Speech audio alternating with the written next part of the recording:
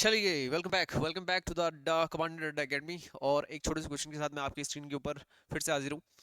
मैं Vimal Rawat, English faculty in commander Adda academy.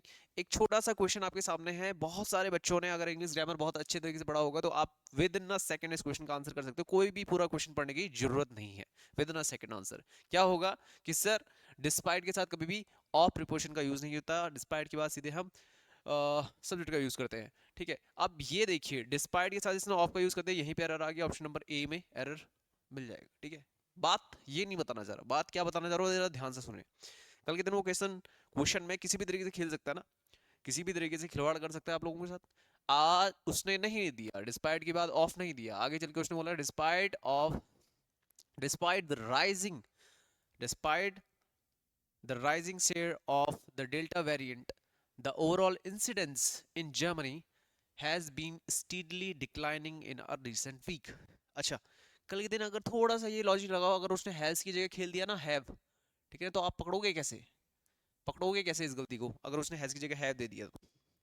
ठीक है, वरना तो ये क्वेश्चन बिल्कुल ठीक ठाक ही लग रहा है।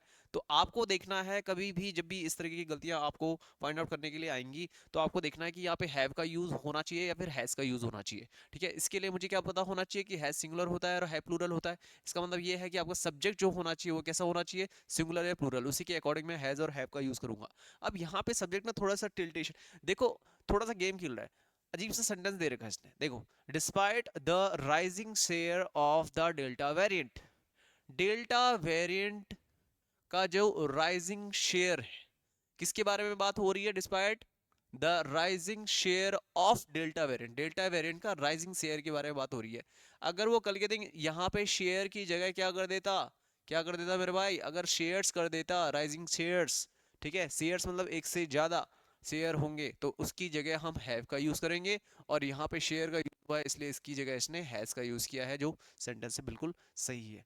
समझ में आ रही बात? तो आपको सब्जेक्ट पहचानना अच्छी तरीके से आना चाहिए। एरर क्वेश्चन को सॉल्व करने के लिए सब्जेक्ट वर्ब एग्रीमेंट का टॉपिक आपको बहुत अच्छी तरीके से क्लियर होना चाहिए। ऐसी अमेजिंग शॉर्ट ट्रिक्स के लिए इस चैनल को सब्सक्राइब कीजिए और hit the like button and support us. Thank you.